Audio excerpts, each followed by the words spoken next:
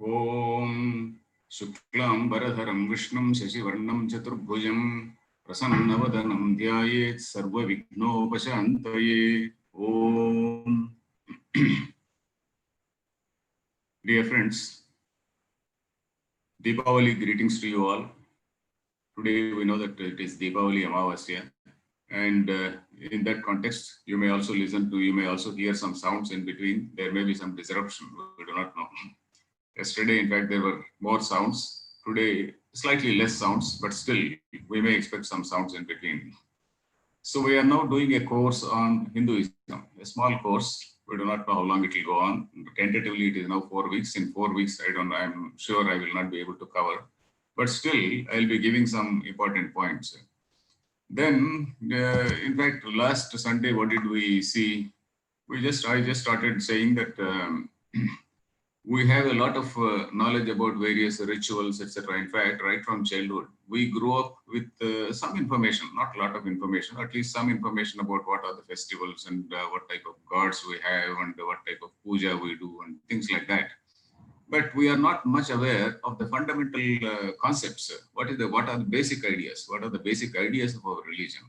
So that is where we have no education because the schools they do not teach, and somehow in the social system also we don't have any scheme or any mechanism of teaching certain basic principles to us. So that is how we just grow up, just whatever religion we see in the house, or when we go to a temple, whatever we see in the temple, we carry those impressions. And then that is all.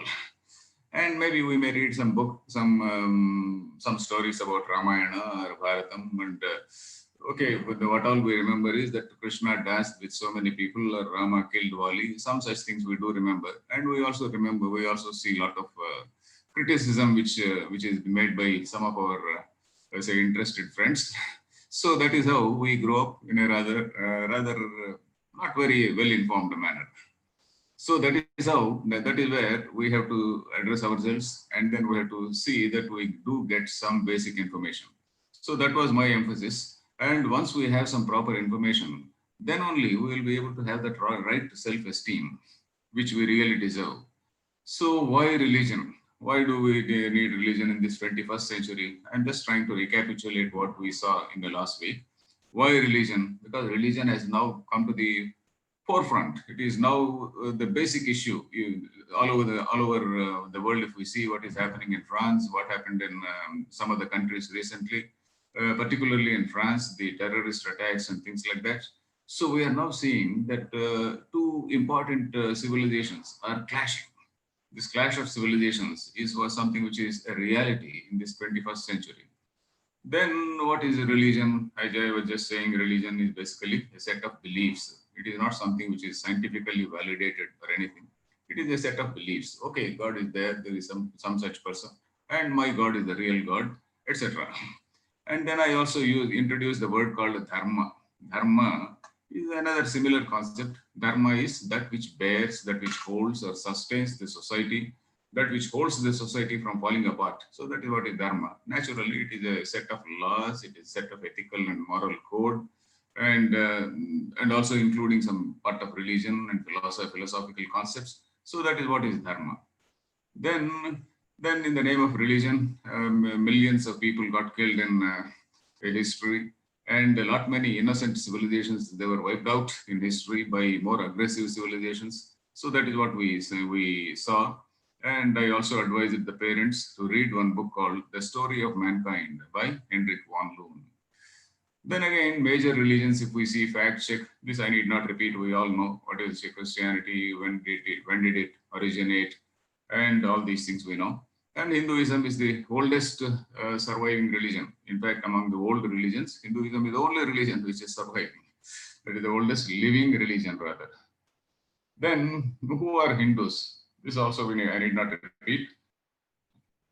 And who are the Hindu? What is Hinduism? The old name for Hinduism is Sanatana Dharma. Sanatana means something which is eternally applicable, something which is eternally valid.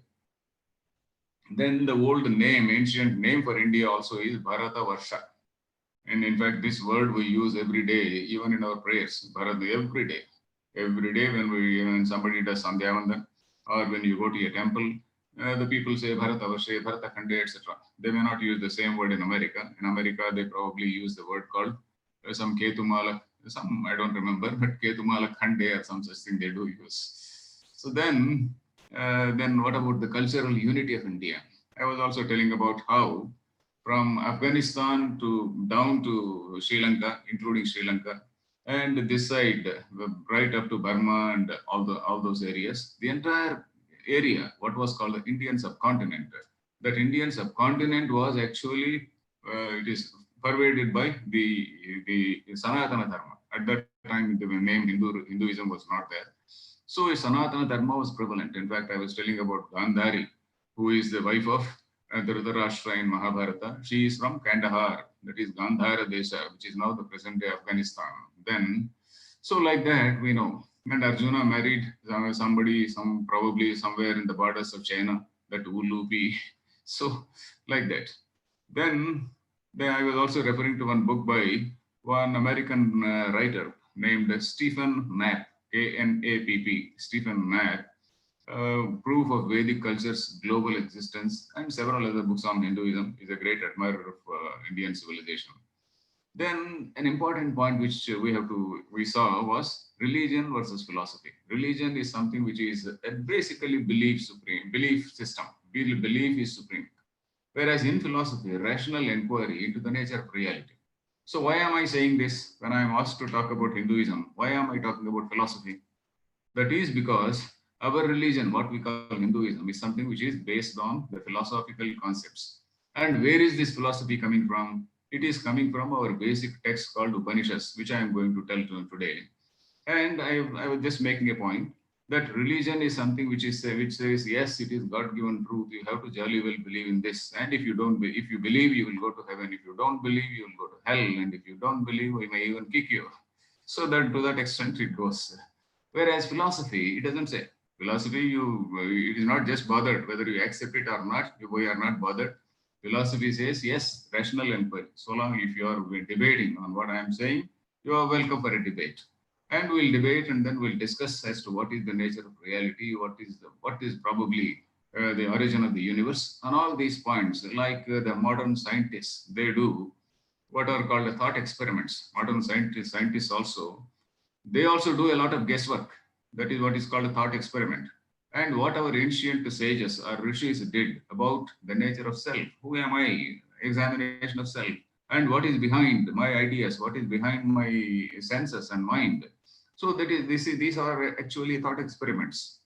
And this is what we see in the Upanishadic statements. And religion is something which is usually started by a particular person at a particular time in history, whereas philosophy is an ongoing process. So that is how even today debates take place, even today about Advaita, Visishtadvaita, Advaita, and all these things, Buddhism, Jainism, all these things that we do see the debates. Whereas in religion, there is no debate. You have to jolly well accept it. Then, yeah, I was also telling about the 6 systems of Indian philosophy and all the Indian religions, Vedic religion, Buddhism, Jainism, Sikhism, they are a combination of philosophy and religion. Then again, Hinduism, yeah, combines philosophy and religion, just Max Muller's observation. Then, and this is also Taittiriya Upanishad says, Tapasa Brahma Vijijnasasva. You know the truth by tapas. Tapas means by thinking, by contemplation. You have to know reality. Not when somebody says, yes, this is the truth, you believe. Not like that. You have to yourself, you have to contemplate, you have to logically think, and then you have to logically validate what the other man is saying. So that is that sort of statement no religion makes it. So here, when we are referring to an Upanishad, we are referring to a sort of rational assessment of things. When Upanishads contain a rational assessment of things, rational statements rather. Then, to give an example, how did the universe come about? Just to give you an example of what exactly is the rational approach of religion. So I took this example, rather. What do the Upanishads say about the universe, or the origin of the universe, and what do religions say? What religions say, we are generally aware, particularly about what Western religions say, we are very much aware. And what Indian religions say, also we do have some idea that there was one gentleman called Lord Narayana. There is one Lord Narayana who is sleeping in that huge ocean, and in that Narayana's navel, one huge lotus comes up, and in that lotus there is one person called Brahma. So these are all rather symbolic things which are represented in the form of a story. I will come much later when I go on explaining as to what is symbolism and how religious or rather philosophical concepts are translated into symbolism or allegory. There are certain allegorical tales. Of course, there is some difference between symbolism and allegory. So there are certain allegorical stories and there are certain symbolic things. So usually in these mythological stories, we find some symbolism. So these symbolic stories, the stories which have to be understood in their symbolic sense, they are there in the Puranas. So, but then how exactly do the Upanishads say? Upanishads, they don't use any symbolism. They directly they directly tell. So this is one Carl Sagan who told about our time scales. Our time scales, I was telling that ours is not a linear concept of time because the Western religions, they believe that the universe was created some 6,000 years ago. Some 6,000 years ago. That is what all the biblical scholars, they established sometime in 17th century. And probably they tried to wriggle out and they could not. That is the reason why all the Indologists, all the professors, all the learned people who came to India from West, they wanted to put everything in that time frame only because nothing can go back. When we say that Vedas are maybe some 10,000 years old, or Lord Krishna's Dwaraka, it got submerged in the sea about 12,000 years ago, which now science is showing that underground, that NASA pictures are there. So, but then at that time they wanted to put everything in that particular framework. So ours is a cyclical concept of time, which is almost tallying with what the science says. Then I was telling you about how Upanishads talk about, say, the origin. And I was also telling you the rational background. That is, anybody who is making something, there should be a material cause, there should be an intelligent cause. And if God is to be only an instrumental cause, and then material is something which is separate from it, God will be a sort of limited person. So all these concepts I was just mentioning. And from space, Akashad, Vayu, Vayor, Agnihi, Agnirapaha. In fact, I explained to you. I need not go into that again. I think we saw up to the 17th, how did the universe come about? From fire emerged water. Yeah, up to this point, we saw. This is slide number 17, I think. So incidentally, all these above lines look similar to, we stopped here. They look similar to the theory of evolution. And it also looks similar to the nebular hypothesis in physics. It does not say that God is a person. Philosophy does not say, Vedanta does not say that God is some person who is sitting there. But when you go to religion, when you go to Puranas will say, okay, Shiva Purana says Shiva is like this, Shiva is in that Kailasam, and Vishnu Purana says Vishnu is there in that Vaikuntham. And then again, some other Purana, Skanda Purana, or some other Purana, it tells about other deities. So there is one goddess, that supreme goddess called Lalita, who is there somewhere in Manidvipa. These are all symbolic things. All that symbolism we have to decode. For example, Devi Saptashati, the Chandi, we have to decode that particular symbolism. Then, okay, this evolution, or what is called the evolution of the universe, is just very similar to what Darwin tells, or what even modern science can accept. So we never had any conflict with science. We see that in the Western society, whoever told that, say, the Earth was moving around the sun, they were actually persecuted till about 16th century. But then we never had any such conflict. Our people said more than 1,000 years ago that the Earth was moving around the sun. And then God is not a person who is sitting in some high skies. And one school of thought is that there is only consciousness which has evolved into the whole universe. That is one concept. Whereas there is another school which says, no, there is also consciousness, there is also matter. That is how they say that that particular school is also a very dominant school in olden days. At that time, in the Upanishadic times, this is a Sankhya school. In fact, this particular point we stopped, and then I had to tell this point. There is a system of philosophy called Sankhya. They say that both intelligence and also matter are there, and these two they are independently existing. So that is one idea. Whereas Vedanta, that is Upanishads, they say that there is only consciousness which has evolved, which has manifested, which is manifesting as this particular universe. So anyway, this is now that modern science also is facing this particular problem. It is grappling with this question. Maybe science may be able to say as to what is right. So this the view that there is also Prakriti, there is also matter in addition to consciousness. This is partly accepted by Vaishnava and also fully accepted by Madhva traditions. I will not go deep into these things. Now we will come to the next idea, next point. That is the idea of God.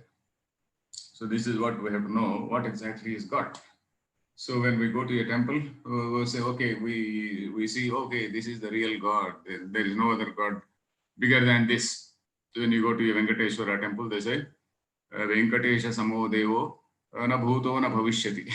There cannot be any other deity. There was no deity either in the past or in the future, something like that. So we are also accepting, that means we are also accepting that there are many other people, and among those people, he is the best.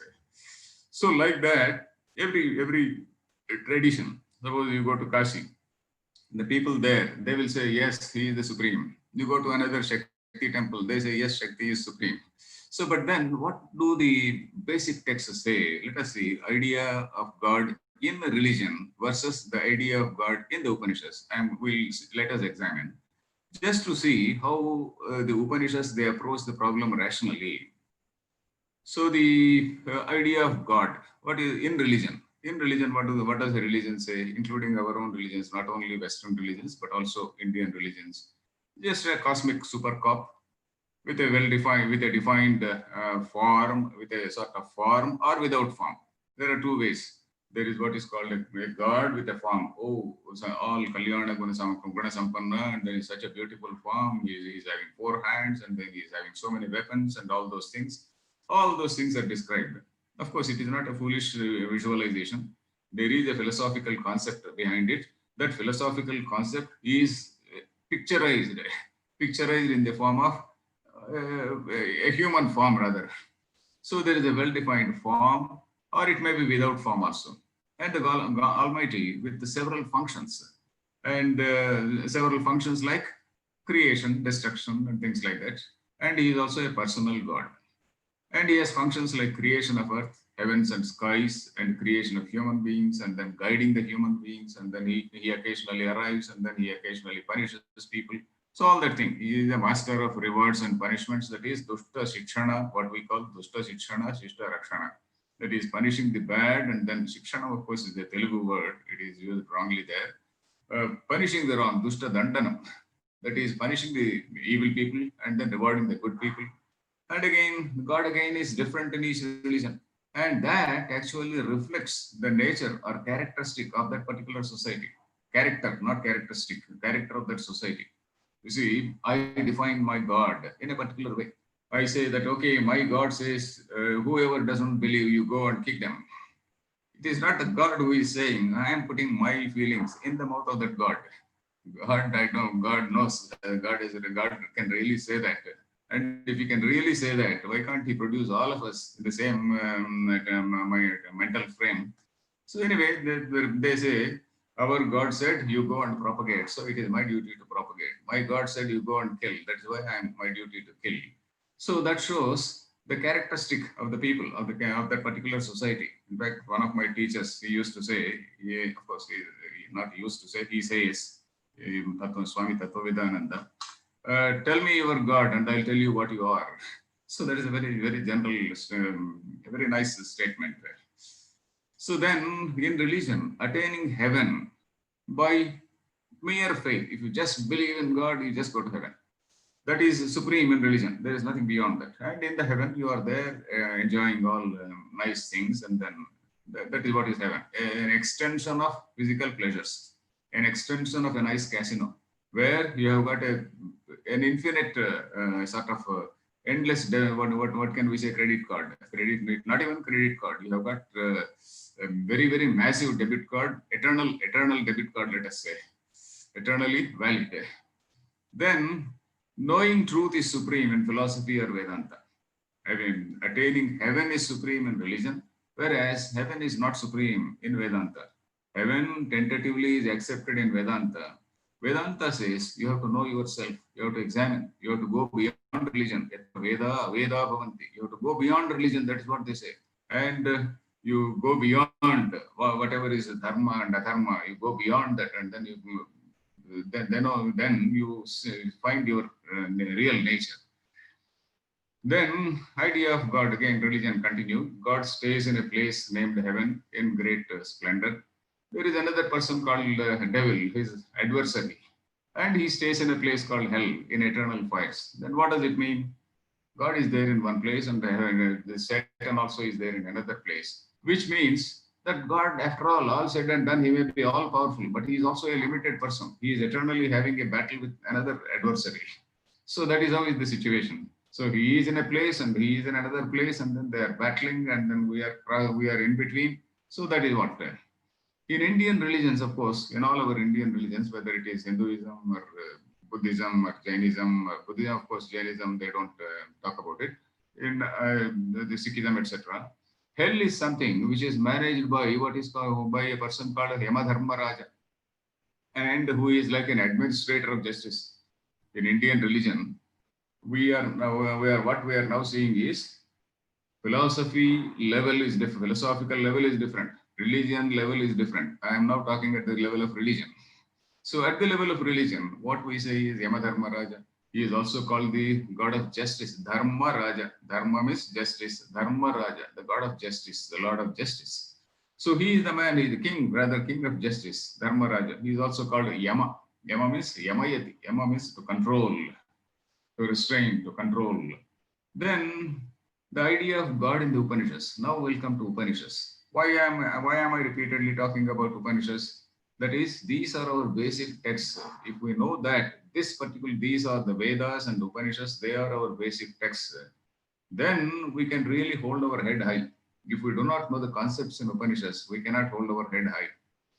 So Upanishads, also called Vedanta, it is called Vedanta. Veda plus Anta. Anta means end. Vedanta means the end portions of the Vedas. They are actually the earliest philosophical thought of Hindus. The earlier portions of Vedas, they do describe various rituals also, the earlier portions, because Vedas, they have to take into consideration all human beings in society.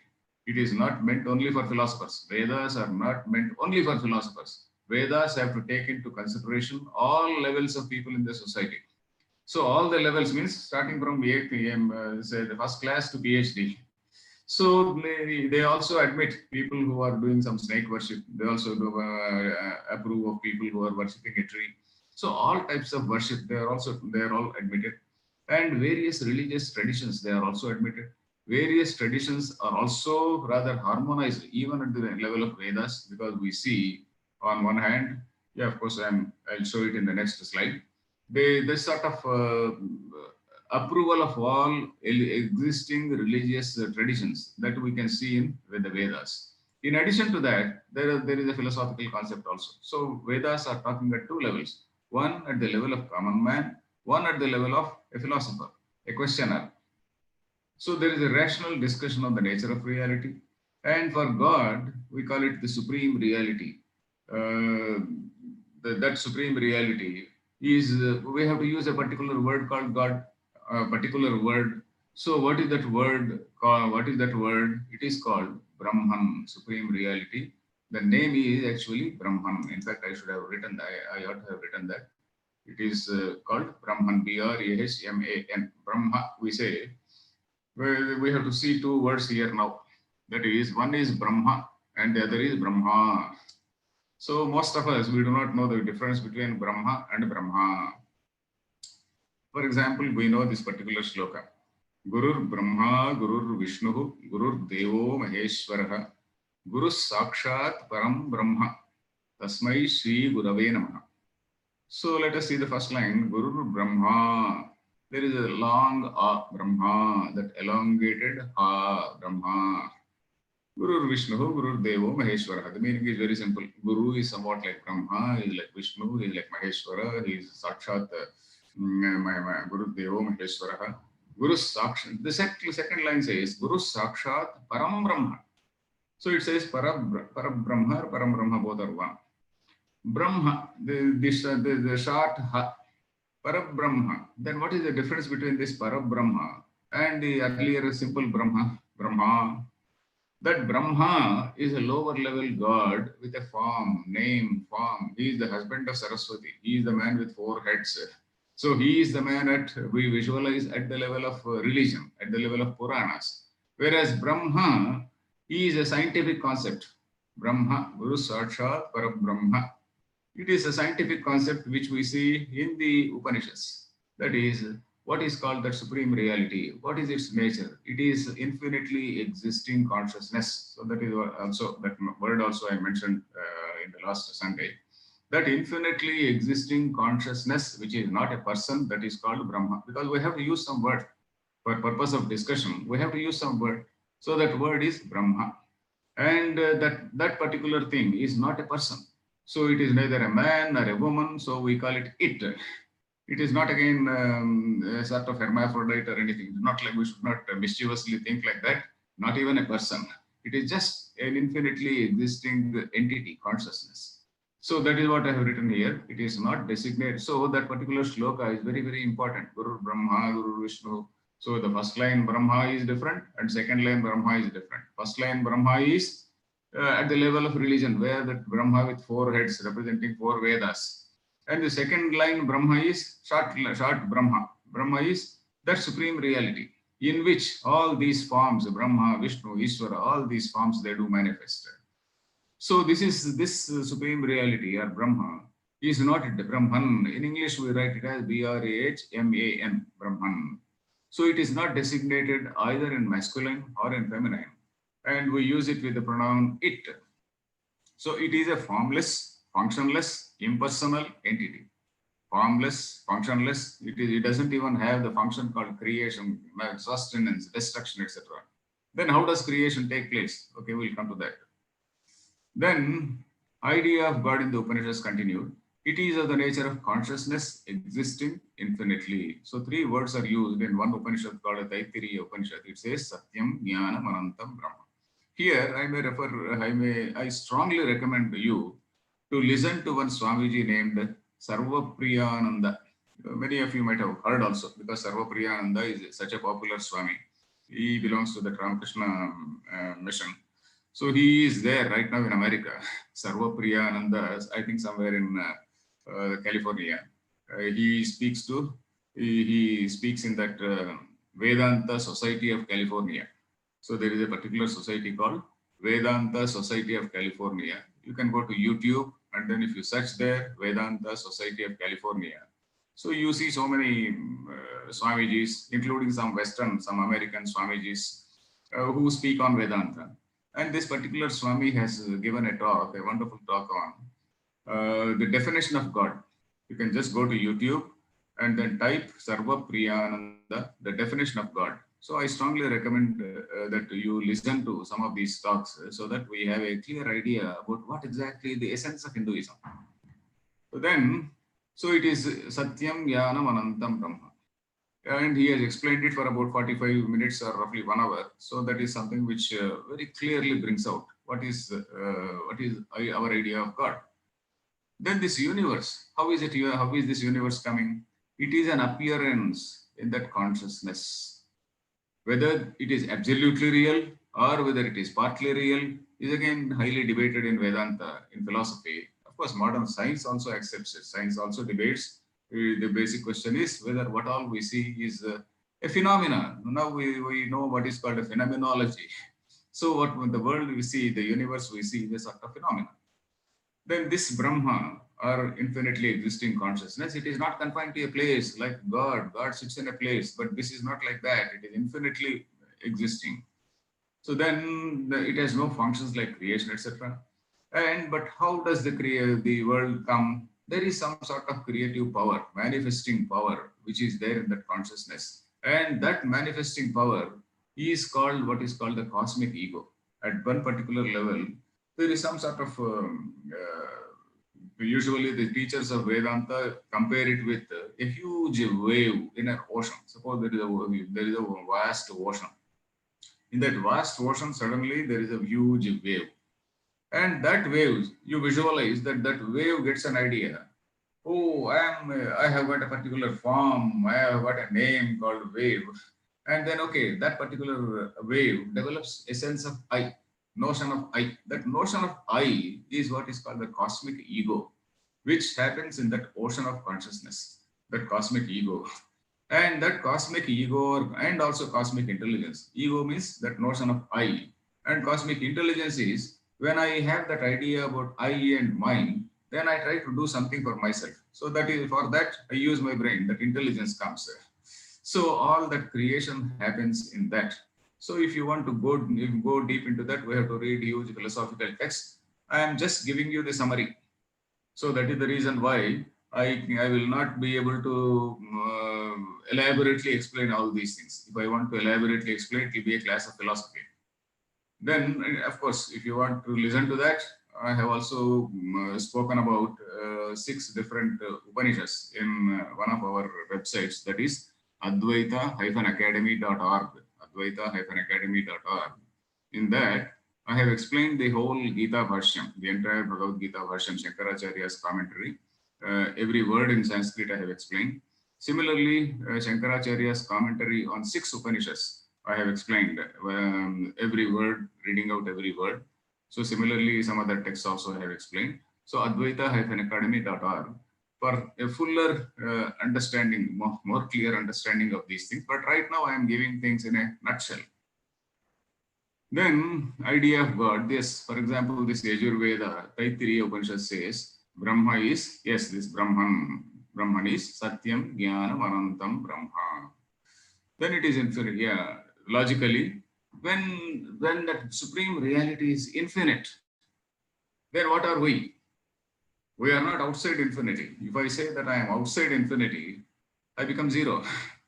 So, or if I insist, yes, I am outside infinity, then I am making that so-called God as a limited thing. So because with reference to me, he is limited because I am outside and he is outside and beyond us, there is some other vaster thing. So in that vaster space or something like that, I am there and he is also there. So then it doesn't, he is no more Brahman, no more that infinity. So when I say that that reality is infinite, then I am also part of that. Not part of it, I am that. So that is infinitely existing consciousness. Logically, we are that because we are not beyond that infinity. And so now things fall in place. All God forms which we talk about, and any religion, any God form which they talk about, whether it may be whether they may have a name or form, or it is formless, but it is still having some functions like creation, destruction, punishing, coming out, and then instructing people. So all these things are there. So all these things, they are visualized in that supreme reality called supreme consciousness, which is called Brahman. And that is Brahma, that four-headed Brahma, that creator Brahma, husband of Saraswati, is Brahma, B-R-A-H-M-A. Whereas supreme reality is Brahman, B-R-A-H-M-A-N. So these 2 words, you kindly note. Brahma is that Srishtikarta Brahma. And Shiva, Vishnu, and all these things, they are visualizations in that. There are various cosmic functions like creation. The cosmic function called creation is known as Brahma. The cosmic function of maintenance, sustenance is called Vishnu. The cosmic function of, again, the Srishti goes back, what is called a Laya. Srishti goes back, it resolves. That process of resolution is called Shiva. So we are just giving some names to the cosmic functions. So then who is the creator now? The supreme consciousness is totally neutral with no functions. And the creative power in Brahman is also known as Prakriti or Maya. we said that there is a creative power. That creative power, it is called the cosmic ego, and that cosmic ego only, another that cosmic ego is something which is responsible for evolution of all these. So the cosmic mind which appears in this is called Ishvara, and all gods and goddesses are different aspects in this cosmic mind. Then there are three. Now, what about the variety in the creation? I'm sorry, I'm watching the clock also, because on this screen I am not seeing the time. So there are three distinct constituents in this Prakriti. In this universe, we see a variety. There is so much of diversity. And what is the reason for this diversity? Somebody is born poor, somebody is born rich, somebody is handsome, somebody is ugly, somebody is white, somebody is dark, or somebody is physically invalid, and somebody is very, very healthy, and somebody is very rich, and somebody is very poor. So there is so much of imbalance, so much of diversity. What is the cause of all that? That, of course, there is a karma doctrine. We'll see all that. And some people are good, some people are bad. Let us say that also. Some people, they are very calm, quiet, knowledge oriented, very peaceful people, peace loving people. Somebody is very hardworking, aggressive. He wants to know, he wants to dominate things, and then he wants to rule, and then he wants to earn. So that is another type. Another type may be there, which is rather lacking in initiative, slightly dull, and then just taking orders and executing orders. So that is all. That is these three types. So in the whole universe is having three constituents. So, and these constituents, they are there in all the living, non-living beings in the whole universe. And in the among humans, we notice broadly three types of people. That is, one is contented, peace-loving, truthful, contemplative type. Another type is aggressive, acquisitive, dominating type. Another type is some lazy, slothful, lacking in initiative. So this is probably the first classification. Like modern psychologists, they do classify person. They do what is called personality types. So this is the first type of analysis of personality types in world history. We do not know, but anyway, we see that it is there in our texts. And these three types of characteristics, they have got three names. The constituents, they are called the guna. Guna in Telugu, in all Indian languages, we have this word called guna. Guna means a characteristic. That is one meaning. But here it is not a characteristic. It is actually a constituent of that whole Prakriti. And this Sattva Guna relates to the first type of person, that is truthful, contented, peace-loving. It is called Sattva Guna. Then the next aggressive, acquisitive, dominating type, they are called the Rajo Guna. Raja, we say, Rajo Guna. Then lazy, slothful, Raja, of course, the etymological meaning is slightly different, but Rajo Guna. The lazy, slothful, lacking in initiative, it is called Tamo Guna, Tamas. So it is Sattva, Rajas, and Tamas. These are again very important ideas. And the entire universe, what all we see in the universe, it is a product of these three gunas only. And that is the reason why we say that, oh, this particular food item is Rajo Guna, and some other food item is Tamo Guna. So it causes some dullness. So one type of food provokes too much of aggression, and it provokes lot maybe internal, our hormonal, not hormonal, our glands, adrenaline, and so things like that. So they do affect our metabolism, and they influence our character. So different types of food, they promote different tendencies, which are the characteristic of the gunas. The diversity in creation is due to so much of diversity is due to this mixture of the sattva, rajas, and tamo guna in infinite number of proportions. From 0 to 100, you see 0 to 100, if you just see so many types of proportions. So that is why we see that in the whole universe, there is nobody who is 100% sattva guna, 100% saintly. There cannot be anybody.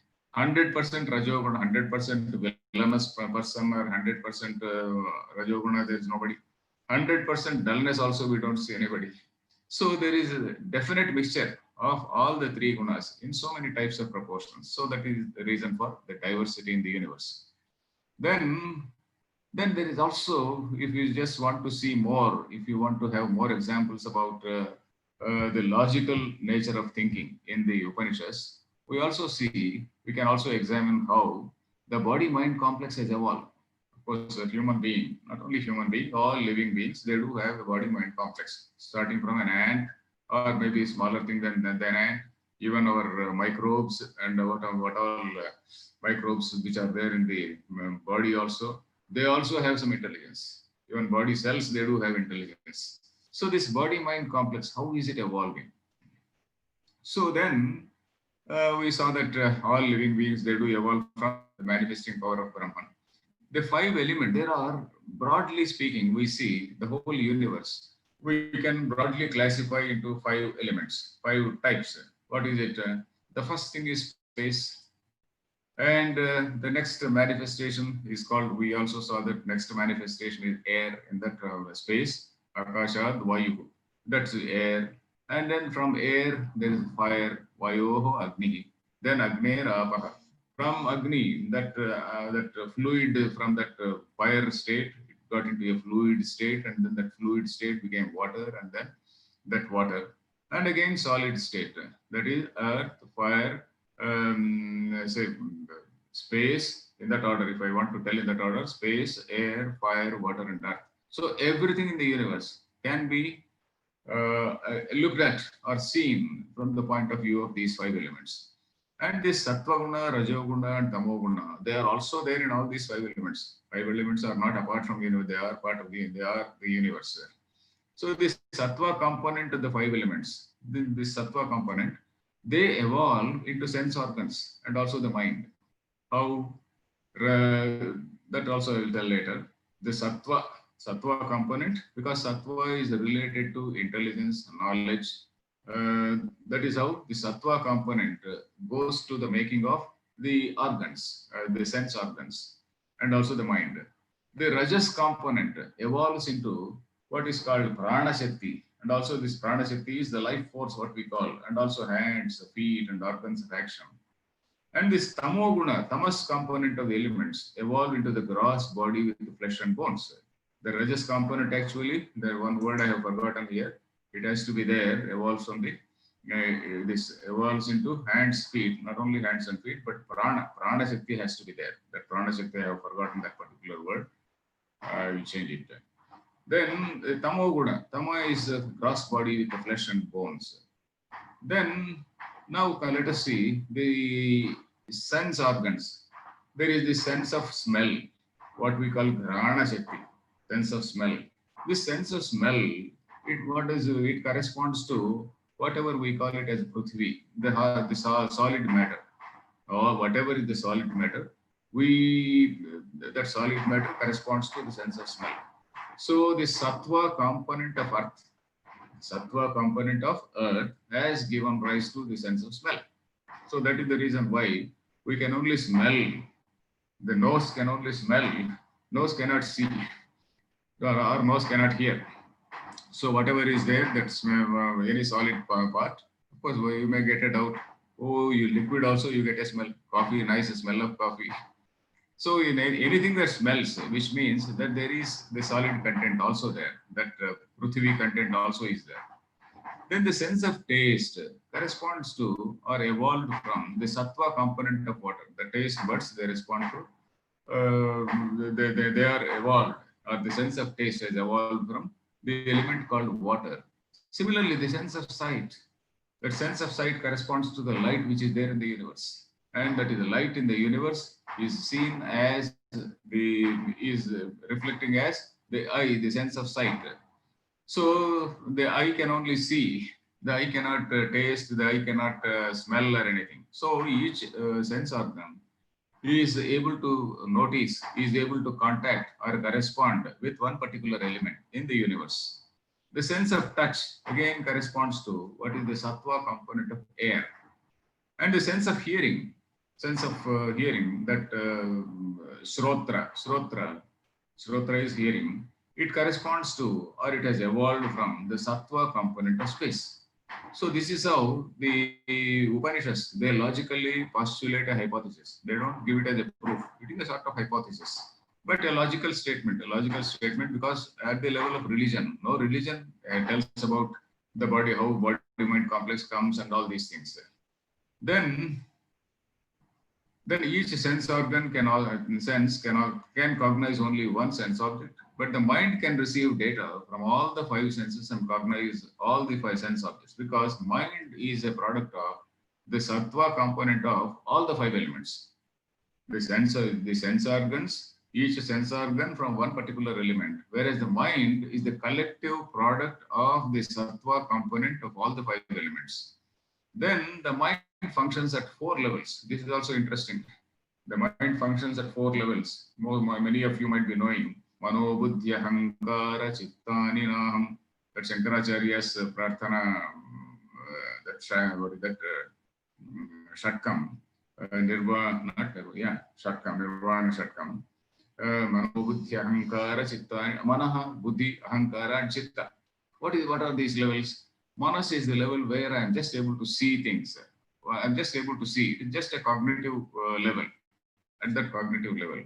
And my buddhi then comes, and then buddhi tries to evaluate, oh, this is good, this is bad. That sort of evaluating mechanism at that evaluating level or determinative level is called buddhi. Then I notice it. That notion of I comes in between. That notion of I is called the ego. That ahankara. Ahankara does not mean arrogance. In some other context, ahankara may mean arrogance. But here in Vedanta, ahankara means aham means I. Ahankara means notion of I. Aham. In Sanskrit, aham means I. Ahankara is notion of I. That's all. And at some point of time, suppose I see something now, and my buddhi or determinative faculty, it gives some analysis of it, and then at a later date, I do recollect it. And that recollection aspect is called chitta, mano, buddhi, ahankara, chitta. Then this mind functions at four levels. Then what else? The Upanishads say that the mind is merely a sort of receptacle. This is another important point in Vedanta, that the mind, we think that intelligence is something which is produced in the mind.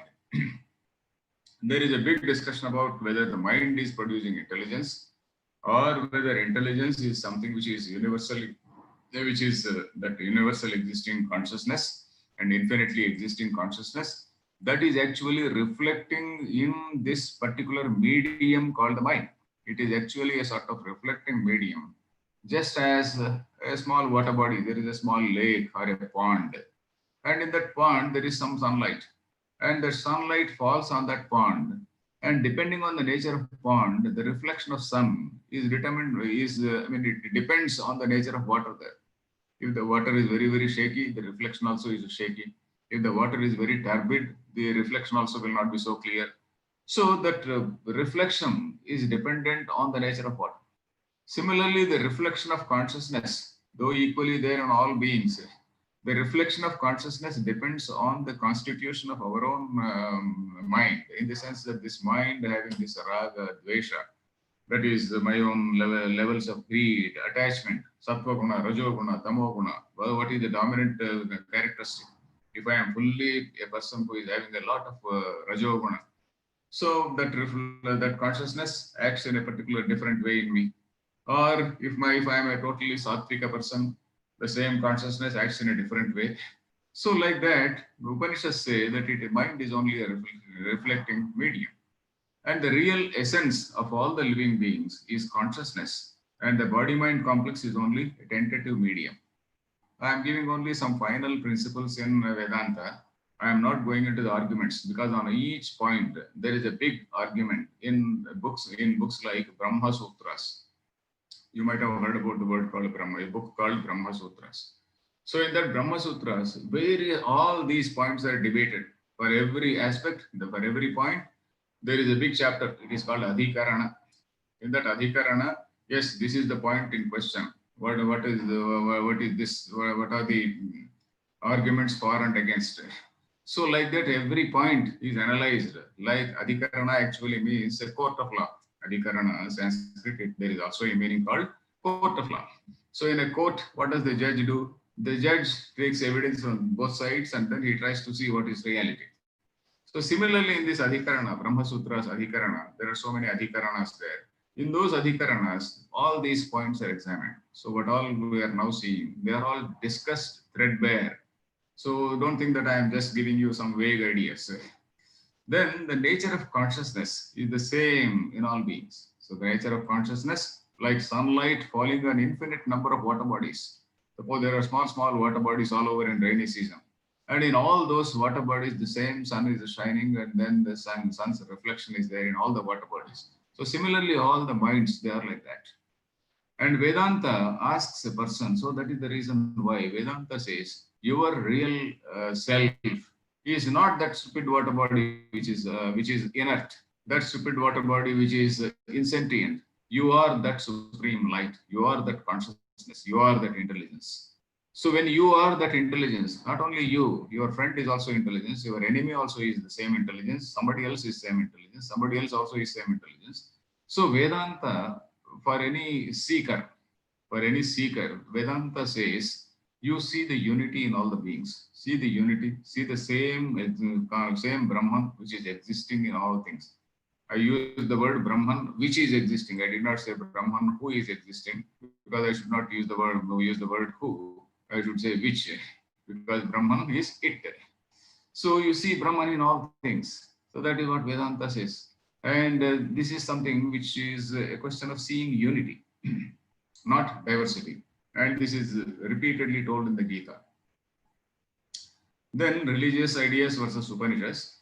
Vedanta is oneness, religion divides. Religion is not only religion means I am not talking about Indian religions only. Indian religions also to some extent, because for example, if you are a hardcore, say Vaishnavite, for example, so you say, oh, don't go to a Shiva temple. I mean, there are unfortunately Swamis also who say, no, don't go to a Shiva temple. And if you are a hardcore Shiva Bhakta, then you say, no, don't go to Venkateshwara temple, don't go to this Vishnu temple. So religion can divide. And of course, our religions, at least, we only stop with that. We don't say that Shiva, Vishnu, Vaishnavas do not say that Shiva is the devil. And similarly, Shaivites do not say that Vishnu is a devil. Or Shakti followers, they don't say that all the other forms are devil. So they don't say that. They only say that our God is supreme. The next man is only my own good friend. Suppose Vaishnavites say that Shiva is a very good friend of, or maybe a good bhakta of Vishnu. And Shiva's followers, they say, okay, Vishnu is I have not seen any mention saying that Vishnu is a bhakta of Shiva. But then they say that Vishnu is a very good friend of Shiva. And similarly, Shakti, they say that Shakti is supreme, and these three people are below her. So they're subordinate assistants to her. So somewhat like that. And Vedanta and religious traditions coexisted. This is another exclusive thing, particular thing we have to see. Vedanta was there at the philosophical level, but religious traditions are also there at the level of common man, because the common man is not in a position to accept this Vedanta, because the common man needs a religion.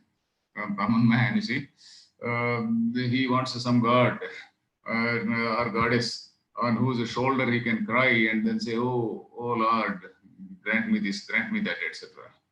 So at the time of Vedas itself, Vedas, they do have hymns on Indra, Rudra, Vishnu, Varuna, and so many other gods, and also an impersonal entity called Purusha. We are all aware of this, what is called Purusha Sukta. Purusha is, the word Purusha is Puri Sete iti Purusha. That is the etymological meaning. That is that which is existing in all things, in all beings, in all living and non-living, in all things. That which is present in all the things. That is what is that supreme consciousness, which is manifesting as all things. That is Purusha. If we see that Purusha Sukta, it's a great philosophical contemplation. It is a sort of philosophical contemplation to see oneness in all things. Unfortunately, in fact, I was telling about my grandson's textbook, my grandson's history book.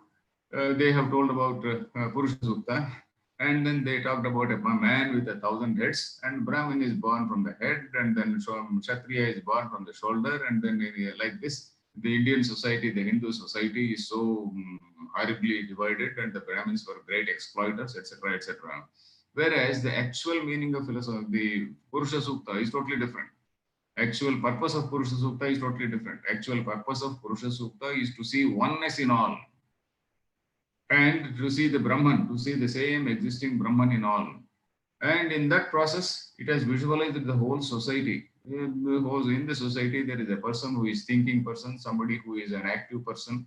We'll come to that later. But right now, we should let me only say that Purusha Sukta is something which is a contemplation on that universal, the infinite, formless, that reality.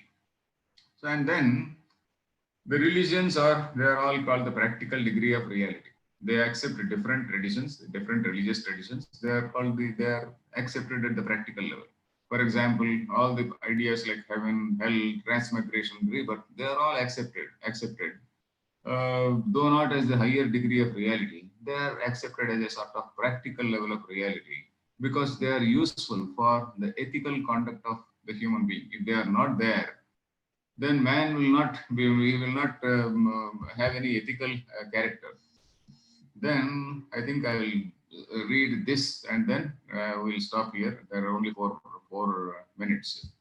So why do this is a very important question. Our children, they do ask, why are we having so many gods? And somebody, his friend comes, or for example, your own son's friend, maybe belonging to some other religion, he will be teasing him. Oh, you have got so many gods. You have got 100 gods. We have got only one god, etc. So then, why do we have so many gods? The reality is that the Upanishads, they talk about only one reality. That one reality which is manifesting as so many. That is, they talk of pure consciousness. That is supreme reality. This is for a senior student. For a junior student, for a very ordinary man who needs God, and also religion is a basic human need, then Vedas did not prescribe or mandate one single God as the only truth. They don't say, yes, this is the only truth. In fact, mantras, they very clearly say that supreme reality, what we call supreme reality, Sa Brahma, Sa Shiva, Sa Hari, Sa Indra, Sokshara, Paramaswarat, it says, that which is there in every human being, every being, that is what Sab Brahma, that is what is Brahma, that is Shiva, that is Rudra, that is some other Vishnu, Sa Indraha, Purusha Swarat. So all these things, what all forms we see, that is the same. You call it in different names. So Ajaya Mano Bahudha Vijayate. You take any number of lines we see like that. And Tvam Brahma, Tvam Rudra, Tvam Prajapati. When you go to a temple and then when those people, they recite that what is called the Mantra Pushpa, they recite that you are Brahma, you are that Vishnu, you are the Prajapati. So like that. So ordinary man needs God. And Vedas did not mandate one single God. They admitted all forms of worship which existed in different parts of the land. Because Vedas, you see that Vedas, they are philosophical exercises.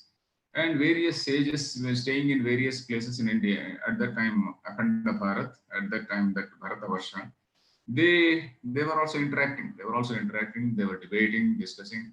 And then they existed in different parts of the land. And the different pieces of different parts of the land also had different traditions. We'll see that in the next class. All these traditions, they are also accepted in Vedas because they don't want to reject anybody, because all they want to include anybody, include everybody.